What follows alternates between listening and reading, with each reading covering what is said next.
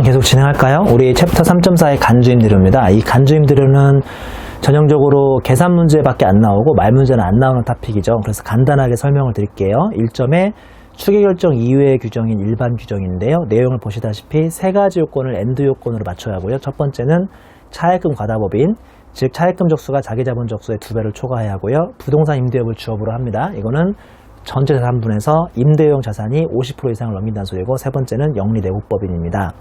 양가로 이번에 산식을 보면 보증금에서 건설비 상당액을 빼고 곱하기 정기예금 이자를 곱한 다음에 빼기 우리 금융수익을 빼주고 있는데요. 동그라미 1번에서 보시는 것처럼 주택은 제외하고요. 그 다음에 동그라미 3번 건설비에 자본적 지출은 더하고, 동그라미 4번 토지하고 재평가 차액은 빼게 되어 있습니다. 그 다음에 동그라미 6번 정기예금 이자율이 막 변동된다 하더라도 마지막 연말에 딱 마지막 한 번만 쓰시면 되는 거고요. 동그라미 7, 8, 90에 보는 것처럼 이배유신 아시죠? 이배유신 네 가지는 금융수익으로 보지만 그 중에서 동그라미 9번 유가증권 처분이익, 이게 처분이익이 10이 있고 처분손실이 30이 있다면 플러스 마이너스에서 마이너스 20이 되는데, 이렇게 마이너스가 되면 그냥 0으로 보는 거 아시죠? 옆 페이지에 주 3번이죠. 주 3번 이자수익의 경우는 원래 기업회계는 발생주의를 하는 거고 세법은 현금주의를 하는 건데, 이거는 세법임에도 불구하고 특이하게 발생주의, 즉 기업회계를 그대로 따라간다는 것만 유념하시면 되겠습니다. 이점의 특례 규정은 양가로 1번 요건이 제일 중요한데, 차액금 과다 여부 및 부동산 임대업의 주업 여부에 관계없이 모든 법인이 간주임대로 계산 대상이 됨, 가로 열고 법인이 보유 중인 주택도 간주임대로 계산 대상이 포함됨이라고 되어 있죠. 그래서 이 추계결정의 경우에는 일단은 추계결정을 받으시면서 남한테 4억을 일부를 빌려줘서 보증금을 갖고 있다면 다른 요건에 필요 없이 무조건 간주임대로 계산해야 하는 상당히 아주 안 좋은 규정이라고 생각하시면 되겠네요. 박스 보시면 산식은 여기서 금방 앞 페이지에서 빼줬던 두 개 있잖아요. 건설비하고 금융수익 빼줬는데 그 빼준 것들이 날아가 버리고 그냥 바로 보증금의 365분의 1 하신 다음에 정기예금 이자로 곱하면 되겠습니다. 챕터 3.5에 있는 의제배당도 이것도 전형적으로 계산 문제가 나오지 말 문제는 안 나오는 토픽이거든요. 1점에 취지 및 유형이 있는데, 자, 취지를 보면 현금 배당의 경우는 투자회사에게 배당금 수익으로 입금과세가 되므로 현금 배당과 유사한 주식 배당 등도 세법에서는 배당으로 의제해서 과세하는 제도이고요. 즉 기업회계상 배당은 아니지만 세무상 배당으로 보겠다는 게 의제배당의 취지죠. 그 다음에 양가로 이번에 유형 보시면 유형 1은 잉여금의 자본전입, 유형 2는 감태탈의 합분으로 일어난 의제배당이 있습니다. 자, 넘겨보시면 유형 1은 잉여금의 자본전입으로 인한 의제배당인데요. 제가 양가로 1번에 의의를 써놨는데 여러분들이 지금 이 시점에서는 의의를 보는 건 별 의미가 없으니까 양가로 2번 잉여금의 구분을 좀 보겠습니다. 자, 오늘부터 법인세 끝날 때까지 나는 삼성전자예요. 나는 삼성전자고 내가 투자하고 있는 피투자회사는 삼성물산인 겁니다. 지금 이 양가로 2번의 잉여금의 구분은 당연히 아시겠지만 나의 재원을 따지는 게 아니라 나한테 공짜 주식을 준 삼성물산, 즉 피투자회사의 잉여금을 따지는 거죠. 재원을 따지는 건데요. 일단은 표의 반가로 이번에 이익잉여금은 고민할 필요 없어요. 삼성물산이 자신의 이익잉여금을 없애면서 나한테 공짜 주식을 주면 오른쪽 세로에 있는 것처럼 나는 언제나 의지배당에 해당이 되죠. 그 취지가 이제 현금 배당도 어차피 이익잉여금으로 주는 거니까 주식 배당도 이익잉여금으로 준다면 언제나 의지배당에 해당한다는 뜻이고요. 반가로 1번의 자본잉여금을 보면 동그라미 1번에 주발초 같은 입금물산의 항목으로 준다면 의지배당이 아니고, 동그라미 2번에 자기주식 처분이익 같은 입금 항목으로 주면 의지배당에 해당이 된다는 거죠. 양가로 3번은 구체적인 계정 과목 예시라고 해서 위에 있는 표를 좀 더 계정 과목으로 쭉 풀어 쓴 게 그 밑에 있는 표고요. 이 표가 워낙 중요하죠. 아시겠지만. 자, 이 표도 반가로 1번에 이익잉여금부터 보면요. 가운데 세로에 피투자회사의 잉여금 구분은 입금 항목이고, 오른쪽 세로에 나한테 의지배당에 해당이 되는 거고요. 반가로 1번의 자본잉여금은 동그라미 1번 주식 발행 초과금, 동그라미 2번 감자차익, 동그라미 3번 주식의 포괄적 교환차익, 동그라미 4번 주식의 포괄적 이전차익, 5번의 재평가 적립금까지는요. 가운데 세로에 있는 것처럼 삼성물산 입장에서 입금물산이 항목이고요. 오른쪽 세로에 이걸 재원으로 내가 공짜 주식을 받으면 나는 의지배당에 해당하지 않죠. 근데 주 1번에 보시면 재평가 적립금 중에서 2000년 말 이전의 재평가 적립금 중 당시에 재평가세가 1% 과세된 토지분은 의제배당에 해당이 되고요. 나머지 재평가세 3% 과세된 토지나 건물은 의제배당이 아닌데, 이제 고약한 문제들은 이것도 건드니까 같이 기억을 해주셔야겠습니다. 옆 페이지 보면 주 4번에 주식 발행 초과금 중에 채무의 출자 전환 시 채무 면제액, 이거는 말만 제목만 주식 발행 초과금이지 결론적으로 채무 면제액이니까 입금 항목에 해당이 되는 거거든요. 내용을 읽어보면 발행가액에서 시가를 차감한 금액이고 이는 입금에 해당하므로 이를 재원으로 무상주를 배정하면 의제배당이라고 되어 있습니다. 양가로 4번의 예외적인 의제배당인데요. 대부분의 1차 계산 문제에서는 이 예외를 건들죠. 다음에 두 가지는 피투자법인의 재원이 입금 불산일 항목임에도 불구하고 투자회사 입장에서 의제배당으로 과세되는 예외적인 항목이라고 되어 있죠. 반가로 1번의 자기주식 소각이익을 보면요. 자기주식 처분이익은 의제배당에 해당하는데 자기주식 소각이익은 의제배당에 해당하지 않으니까 이걸로 장난칠까봐 지금과 같은 예외가 있는데 이 예외는 대부분 의제배당에 해당한다니까 오히려 해당하지 않는 X를 기억하시면 되는데요. 그 X에 대시려면 소각일부터 2년이 경과해야 하고요. 소각 당시의 시가가 취득가액보다 작거나 같으면 의제배당에 해당하지 않죠. 이 X 하나만 기억하시는 게 좀 더 효율적으로 공부하시는 거고요. 반가로 2번 동그라미 1 피투자법인이 즉 삼성물산이 자기 주식을 보유한 상태에서 입금불산입 항목인 자본잉여금을 자본전입함에 따라 원래 자본잉여금은 아무리 자본전입해도 의제배당이 안 걸리는 거잖아요. 근데 얘는 예외로 걸린다는 소리인데요. 동그라미 3번 투자법인인 나를 포함한 해당 법인 외의 주주 등의 지분비율이 증가한 경우 그 증가한 지분비율에 대한 주식 등의 가액인데 이거는 말 문제로 나오긴 상당히 좀 곤란하고 아마 나오면 계산 문제로 나오지 않을까 싶습니다. 양가로 5번의 의제배당의 계산 금액인데 반가로 1번 의제배당의 주식수가 주어지면 동그라미 1번 무상주는 액면가액 동그라미 2번 주식배당은 발행가액입니다. 이거 두 개 꼭 기억하셔야 돼요. 어디에도 시가는 없어요. 무상주는 액면가액이고 주식배당은 발행가액입니다. 반가로 2번에 의제배당의 금액이 주어진다면 자본전입한 잉여금 중 의제배당에 해당하는 잉여금의 합계액에 곱하기 나의 지분비율을 곱하면 되겠네요. 양가로 6번의 기숙식이 보시면 피투자회사가 잉여금의 자본을 전입을 결의한 날이지 투자회사가 며칠 후에 무상주를 수령하는 날이 아닙니다. 3번에 보면 유형2의 감퇴탈의 합분이죠. 감퇴탈의 합분의 공통점은 뭔가 있던 게 사라진다는 제도죠. 양가로 1번의 계산구조, 상당히 쉬운 편인데요. 계산구조는 유형2는 쉬워요. 의제배당은 대가 빼기 장부가액, 장부가액이 어려우시면 취득가액이라고 생각하면 됩니다. 취득가액. 예를 들어볼까요? 내가 한 5년 전에 100원에 취득한 주식이 있는데 갑자기 어느 날 나한테 삼성물산이 형님 이번에 주식이 찢기게 됐습니다. 왜? 제가 이번에 합병을 당하거든요. 잘 좀 하지 그랬냐. 형님 죄송하지만 주식을 좀 반납해주세요. 찢어버리게. 이게 그렇게 유명한 자기 주식이 잘못하면 주식이 휴지 조각이 된다는 소리구나. 인 줄 알았는데 웬일로 대가를 300원을 주는 거예요. 웃돈으로 200원을 더 주는 거죠. 이 200원은 그동안 삼성물산이 삼성전자한테 변변히 결산할 때마다 배당을 못 준 거에 대해서 웃돈을 주는 거라고 생각하시면 되겠습니다. 다음 페이지 주일에 감퇴탈의 합분의 대가인데요. 요거. 그 대가는 양가로 1번의 일반적인 경우는 시가입니다. 아까 왜 앞장에서는 유형원은 액면가액이나 발행가액 간다고 그랬죠? 얘는 시가갑니다. 이것도 잊어버리면 안 돼요. 그 다음에 양가로 2번에 적격합병 분할 특례는 15절에서 잠깐 배우실 텐데 이게 상당히 국세청에서 적격합병 분할 특례는 우대를 해주는데요. 주식만 받은 경우는 종전 주식의 장부가액이니까 대가로 주식을 받으면 이 종전 주식의 장부가액을 똑같이 집어넣어서 100에서 100이 되니까 언제나 0이 되는 거죠. 이 엄청난 특례고요. 동그라미 2번 주식과 기타 재산을 함께 받으면 미니멈 종전 주식의 장부가액과 받은 주식의 시가라고 해서 만약에 우리 일반적으로 시가보다 장부가액이 작잖아요. 그걸 가정한다면 여기 역시나 다시 장부가액이 들어가니까 이게 주식은 전혀 과세가 되지 않는 그런 장점이 있습니다. 주 2번에 요거요. 소멸된 주식의 장부가액 보면 동그라미 1번에 일반적인 경우는 세무상 장부가액이라고 해서 과거에 여러 번 취득하면 평균법으로 없애게 되어 있고요. 동그라미 2번에 단기 소각 주식 특례라고 해서요. 이게 얼마 전에도 계산 문제로 나온 적이 있는데 감자 결일부터 역산해서 2년이죠. 2년 내에 취득한 의제배당인이 아니라 의제배당이 아닌이에요. 의제배당이 아닌 무상주가 있는 경우는 이 주식을 먼저 소각하고 그 단기 소각 주식의 취득가액은 0으로 본다는 게 이 규정의 취지입니다. 양가로 2번의 귀속시기는 감자는 감자결일, 탈퇴사는 퇴사일이나 탈퇴일, 그 다음에 해산은 해산 등기일이 아니에요. 자녀재산가의 확정일이고 합병분할은 합병 등기일이나 분할 등기일이 되겠습니다. 3.6을 보면 수익배당금 입금불산입이죠. 그거 아세요? 우리나라에서 배당은 언제나 이중과세인 거 아십니까? 왜냐면 삼성물산이 삼성전자에게 배당을 줄 때 삼성물산이 이미 다 세금을 내고 주거든요. 세금 안 내고 주는 게 아니라 세금을 다 낸 다음에 남은 걸로 배당을 주는 거기 때문에 이 배당에 대해서 삼성전자가 또 과세를 당하면 전형적인 이중과세가 되는 거죠.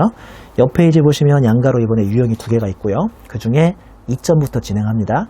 특례 규정이라고 해서 지주회사가 자회사로부터 받은 수익배당금 입금물산입이죠. 지금 배우는 것도 전형적으로 말문제는 안 나옵니다. 계산 문제만 나오는데 간단하게만 짚어드리죠.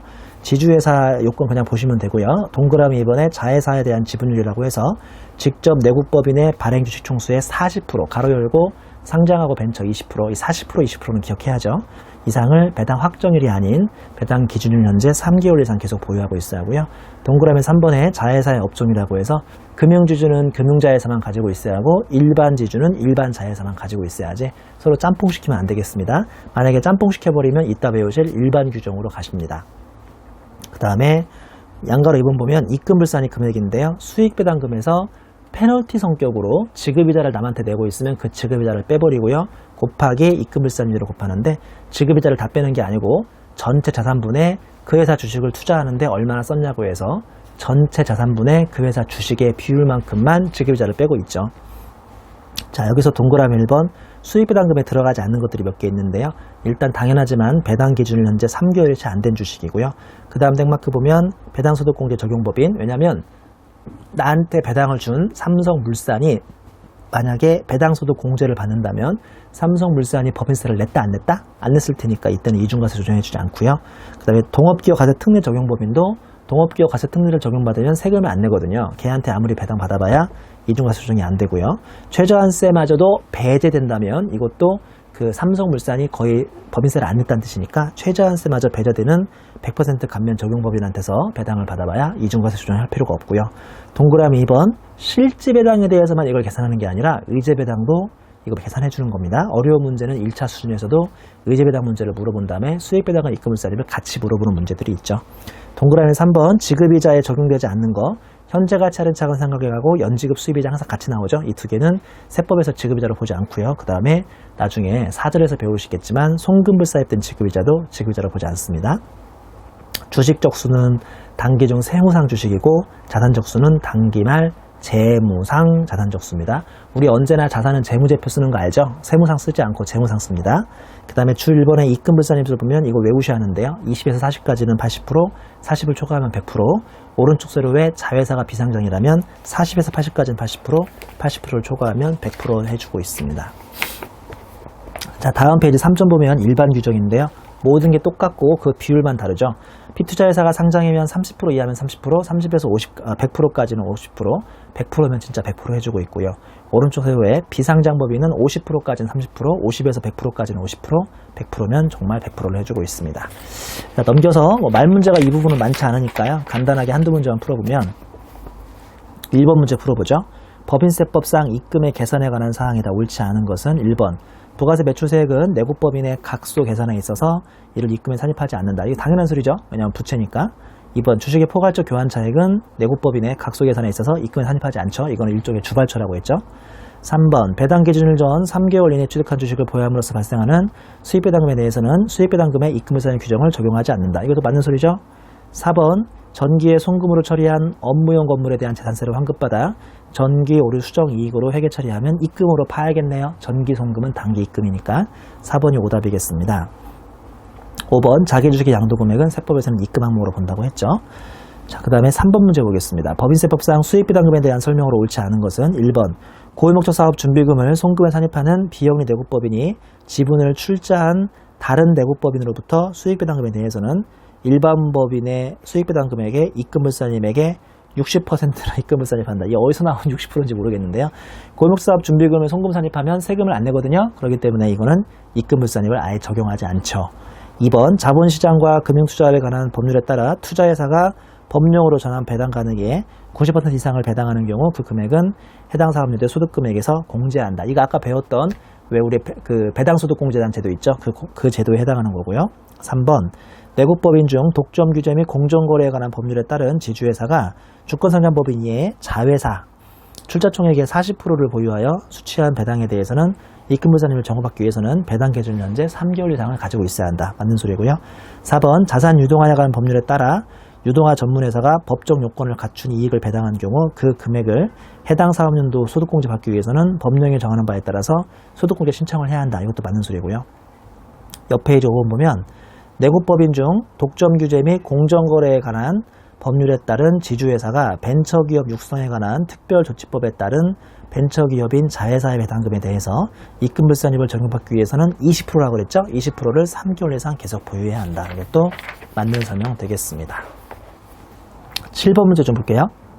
법인세법상 입금으로 산입하지 않는 것에 대한 설명으로 옳지 않은 것은 동그라미 1번 각소에 이미 과세된 것을 당해 사업연도에 다시 수도로 계상하면 이거는 2월 된 입금이라고 해서 입금 불산입하라고 그랬죠. 2번 지방세 관할금에 대한 이자는 언제나 이자이기 때문에 입금으로 과세하지 않고요. 3번 부가세 매출세액도 입금으로 과세하지 않고요. 4번 보험법에 따라서 고정자산을 평가하여 장부에 증액한 경우는 요거는 입금으로 과세를 하죠. 다만 실무든 수업 목적에 대한 이익이 별로 없다고 그랬고요. 이거는 입금으로 과세되는 게 맞습니다. 그 다음에 5번 보시면 무상으로 받은 자산의 가액 중 세무상 공제되지 않은 이월결손금을 보전하는 데 충당한 금액은 입금으로 산입하지 않죠. 왜냐하면 이월결손금 보전에 충당하면 입금으로 과세되지 않기 때문입니다.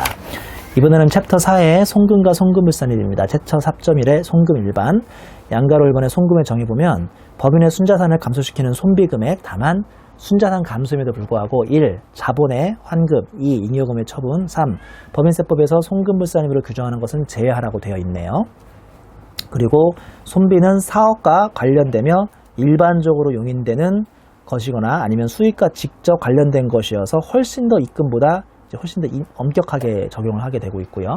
양가로 이번에 비용 배분의 일반 원칙도 상당히 이건 가장 기본적이면서 중요한 얘기인데요. 송금 항목이 비용 성격이면 판관비면 단기송금이고요. 그게 아니라 제조원가는 일단 자산으로 보내야겠죠. 재고로 보내는 겁니다. 보면 재고자산 중 판매부는 단기송금이요. 재고자산 중 미판매부는 차기 판매 시 송금으로 과세를 하고 있습니다. 자산 성격은요. 단기 자산 계상한 다음에 감가상각 및 처분 시 송금을 하고 있죠. 상당히 중요한 말입니다. 이것도요. 송금이라고 해서 지금 당장 송금이 아니고요. 성격에 따라서 자산을 잡은 다음에 송금으로 처리하는 경우가 있다는 거죠. 그 다음에 동그라미 1번에 비용 성격은 확정되면 송금 인정이 되고요. 자산 성격은 일단 자산으로 계상한 다음에 향후 감가상각이나 양도할 때 송금으로 인정받고 있습니다. 이 점은 송금 인정을 위한 증명서류인데요. 양가로 1번에 증명서류에 수취물 보관이 있죠. 일단은 신고기한부터 5년을 보관하셔야 하고 예외적으로 또 2월결손금 공제를 뒤늦게 2015년 것을 2022년, 2023년에 2월결손금 공제를 받아먹으면 다시 그 신고한 날에 다시 1년을 더 가지고 있어야죠. 내용을 읽어보면 2월결손금을 공제받은 경우에는 그 증명서류는 2월결손금을 공제받은 사업연도에 신고기한부터 또 추가로 1년을 더 가지고 있어야 하니까 아주 엄격해집니다.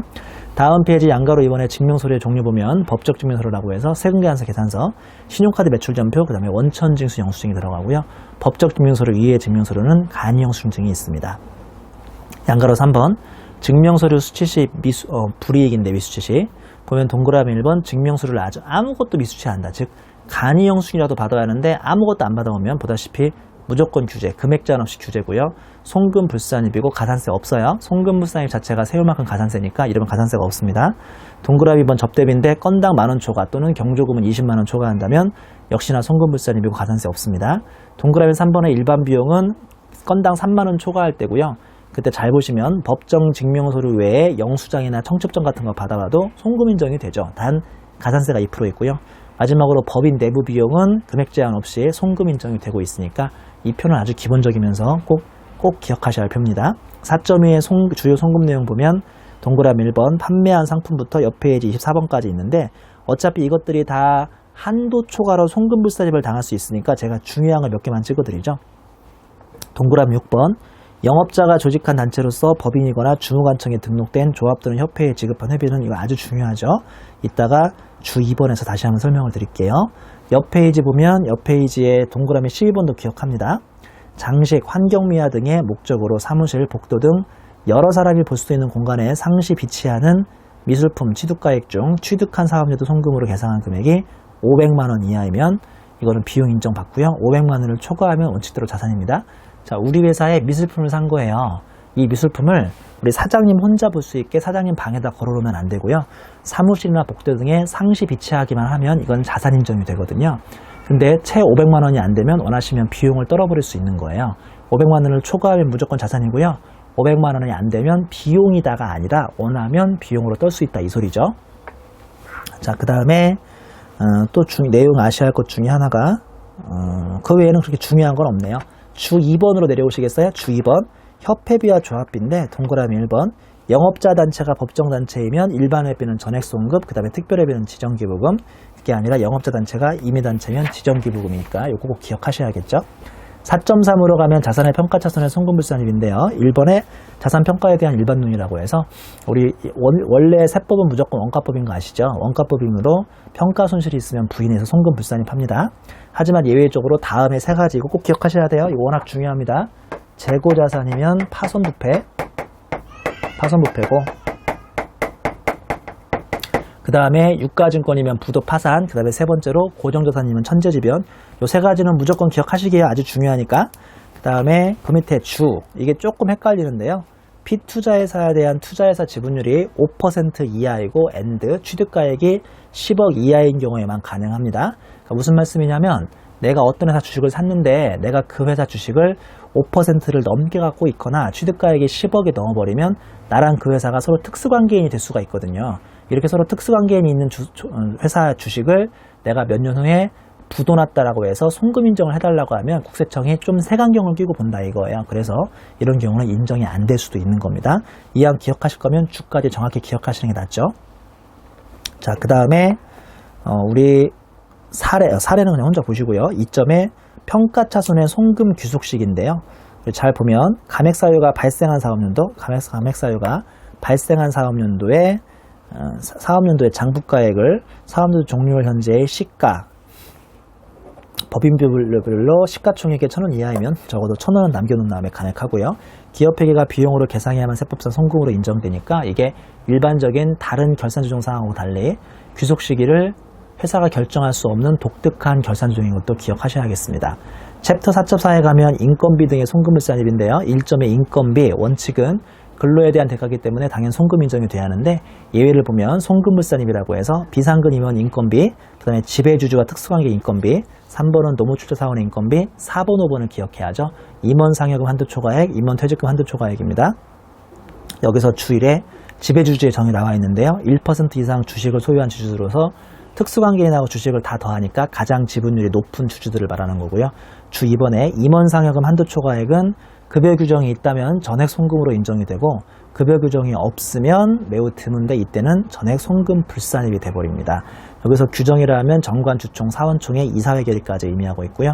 주 3번에 임원 퇴직금 한도 초과액은 정관이나 이런 데 퇴직급여 지급 규정이 있으면 규정상 한도에서 송금 인정이 되고요. 정관이나 이런 데 규정이 없으면 미안하지만 가상의 공식인 밑에 보시는 것처럼 퇴직 직전 1년간 총급여 곱하기 10% 한 다음에 근속연수를 곱하고 있습니다.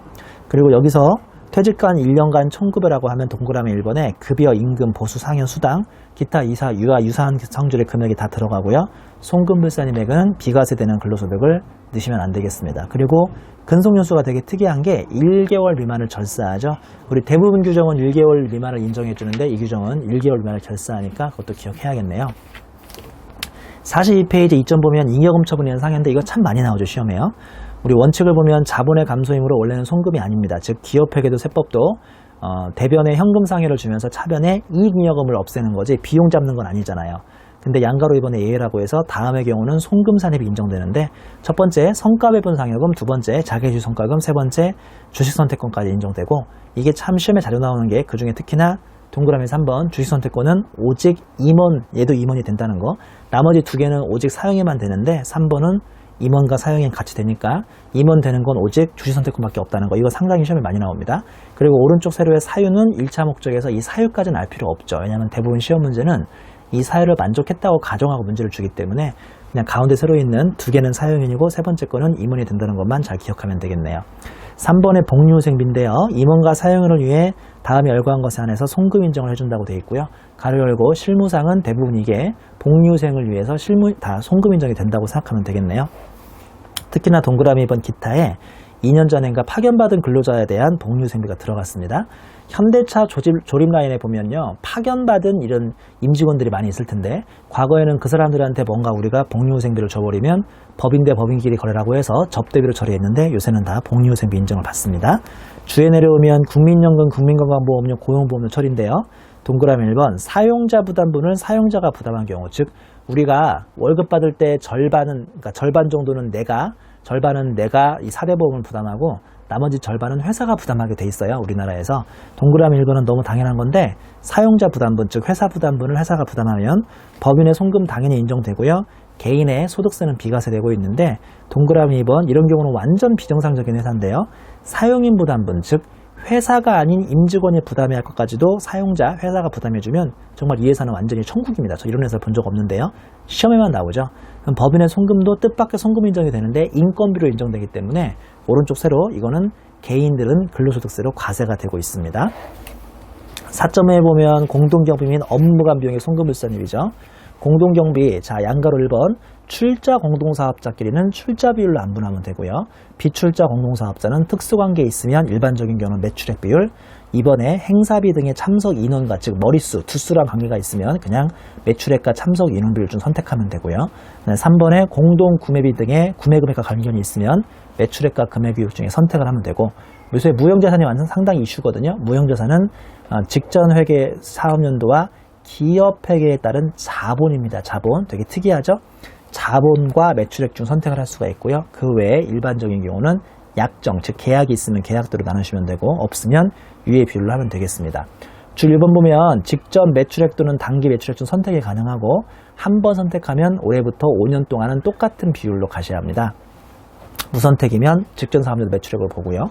그 다음에 국내 광고 선전비는 국내 매출액 기준, 그 다음에 국외 광고 선전비는 수출액 기준으로 가능하고요. 마지막에 칠판 마크 보시는 것처럼 만약에 법인세 부담 최소화를 가정하면 둘 중에 큰 금액, 왜냐하면 둘 중에 큰 금액을 비중으로 선택해야 내가 한도가 크게 나오고 송금불산이 적게 나오거든요. 그래서 두 개 중에 선택할 수 있는 경우는 둘 중에 큰 비중으로 선택해야 내가 아무래도 송금불산이 덜 나오느라고 또 기억하셔야 하고요. 이점에 업무무관 비용 보면 왜 우리 업무무관 부동산, 예를 들어서 삼성전자가 제주도에 땅 투기하는 건데 이거는 취득 단계가 있고 보유 단계가 있고 처분 단계가 있거든요. 오해하시면 안 되는 게 취득 단계부터 부인되진 않아요. 취득 단계는 인정되고요. 처분 단계도 부인되는 게 아니라 보유 단계인 재산세나 관리비나 여러 가지 세금이나 감가상각비나 수선 유지비 같은 것만 보유된다는 것도 기억을 하겠습니다. 다음 페이지 양가로 1번, 출자 임원에게 제공한 사택의 유지비. 이거 참 쉽지만 시험에 많이 나오죠. 표를 보면 동그라미 1번 출자 임원, 소액주주 임원 제외고요. 송금불산입이고 비출자 임원은 송금산입이죠. 거기 주에 보면 소액주주 임원 제외라고 되어 있는데 여기서 소액주주 임원이란 지분율이 1% 미만인 주주를 말하고 지배주주와 특수관계에 있는 사람은 제외. 그 다음에 양가로 이번에 기타 업무무관 비용 보면 동그라미 1, 2, 3, 4번 다 쉽죠. 업무무관 자산을 취득을 위한 차입비용, 타인이 주로 사용하는 자산에 대한 비용, 뇌물, 그 다음에 법률을 위반하여 노조 전임자에게 지급하는 비용이 다 쉬우니까 간단하게 확인하시면 되겠습니다. 챕터 4.6의 세금과 공과의 송금불산입인데요.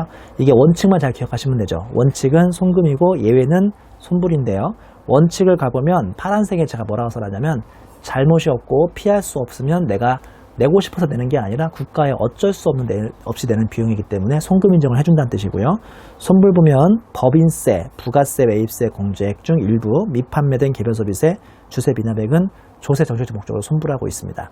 옆 페이지 양가로 1번에 손불되는 세금인데요. 법인세 비용, 반가로 이번에 부가세 매입세액인데 이제 좀 문제가 고약하게 나오면 이 부가세 매입세액을 구체적인 항목으로 문제가 나오는 경우가 있어요. 거기 표 안에도 표를 보면 부가세 매입세액으로 공제만 된다면 손불 유보, 자산이니까요. 유보 잡으셔야 하고 동그라미 이번에 불공제액인데 법인의 규칙 사유가 없다면 별 수 없이 세법의 논리상 손불을 한 거기 때문에 내 잘못이 없죠. 그러니까 자산성이 있으면 자산 원가 잡으면 되고 자산성이 없으면 송금 인정이 되는데 A에 보는 것처럼 법인의 규칙 사유가 있다면 손불 기사를 하고 기타 사유출을 하고 있습니다. 반가로 3번 개별소비세 주세는 우리 부가세와 똑같이 일단은 손불로 자산 잡는 게 일반적이고요. 반가로 4번에 그 밖에 증자 관련 등록면허세나 의무불이행으로 부과된 세액들은 다 손불이 되고 있습니다. 주 2번에 보면 부가세 매입세 구분 중에 규칙 사유가 있는 경우와 규칙 사유가 없는 경우가 있으니까 한번 참고하도록 하시고요. 그냥 넘겨보면 우리 주 4분 볼까요? 법인 설립할 때, 담보대출할 때, 저당권 설정 관련, 임원 변경 등기 등의 등록 면에서는 송금 인정이 되죠. 이게 잘못 없고 피할 수 없으니까요. 법인 증자 등기는 신주 발행비로서 주식 할인 발행 차금에 해당되어 송금 불상이 된다고 되어 있습니다. 그 다음에 2점의 공과금으로 내려오면 역시 똑같은데요. 내가 피할 수 없고 그 다음에 잘못이 없으면 송금 인정이 됩니다. 양가로 1번 순자산 감소임으로 송금 인정 된다고 그랬죠. 오른쪽 세로의 사례를 보면 폐기물 처리 부담금, 교통유발 부담금, 개발 부담금, 장애인 고용 부담금 같은 경우는 다 송금 인정이 되고 있고요. 그 밑에 예를 보면 내가 그냥 낼 필요가 없는데 냈던 임의적 출연금이나 폐수배출 부담금 같은 경우는 다 손불이 되고 있습니다. 3점의 벌과금도 마찬가지인데요. 국가에 대한 법령 위배 같은 경우는 손불이 되고 있고요. 그렇지 않으면 송금 인정인데 그 안에 표를 보시면 오른쪽 세로는 벌과가, 그 다음에 왼쪽 세로가 벌과가고요. 오른쪽 세로가 지연경이죠. 지연경은 상대방과의 거래상 단순히 지체되거나 연체되거나 시간이 경과된 이유로 뭔가 벌금을 내는 거기 때문에 이런 건 송금 인정이 됩니다. 그냥 앞글자만 따서 벌과가 지연경만 기억하시면 큰 문제 없이 문제가 대부분 풀릴 겁니다. 자, 4.7의 지급이자 송금불산입을 잠깐 보겠습니다. 지급이자 송금불산입은요, 표에 보시는 것처럼 4가지 페널티가 있는데 채권자 부분명 사채이자, 비실명 채권질권이자, 그 다음에 건설자금이자, 업무무관 자산 등 관련 이자인데요. 오른쪽 세로를 보면 위에 2개 페널티는 손불상여, 손불상여 하고 있고, 세 번째 거는 자산을 구성시켜야 하니까 유보고요. 그 다음에 업무무관 자산 관련 이자는 어차피 밖으로 이자를 냈으니까 송금불산이 기타 사유출을 하고 있죠.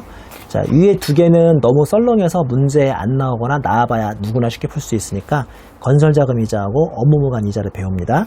자, 건설자금 이자를 보면 다음 페이지 양가로 이번에 계산 대상 및 기간이 있는데요. 의의를 보면 명목에 불구하고 사업용 고정자산, 이거 되게 중요해요. 2개밖에 인정 안 됩니다. 그게 바로 유형하고 무형자산이죠. 그 밑에 보시면 주 1번에 보면 IFRS, 즉 우리 일반적인 회계 기준에서는 유형, 무형, 투자부동산, 장기 재고까지 되는데 법인세법은 2개밖에 안 된다는 거 기억하셔야 돼요. 그 다음에 동그라미 2번에 자본화 대상 차입금을 봐두래도 우리 기업회계에서는 특정 차입금은 무조건 잡는 거고 일반 차입금도 무조건 잡는데 여기에 비해서 법인세법은 특정 차입금은 무조건 잡고요. 일반 차입금은 선택을 할 수 있는 규정이니까 이것도 꼭 비교하세요. 말문제가 나오면 이런 데서 말문제가 나오니까요.